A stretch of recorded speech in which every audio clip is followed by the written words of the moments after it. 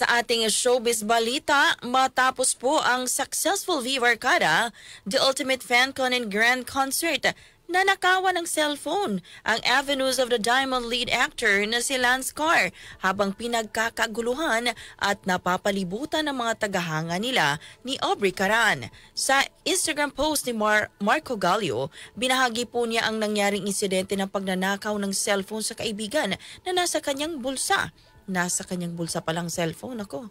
Makikita po sa video na isang babae ang lumapit kay Lance habang nakikipag-interact ito sa mga fans. Nako, pasimpleng dinukot ng babae sa bulsa ng aktor ang kanyang cellphone nang di ito namamalayan. Nananawagan po ngayon si Marco na makipag-ugnayan agad sa kanila kung sino man ang nakakakilala sa babae.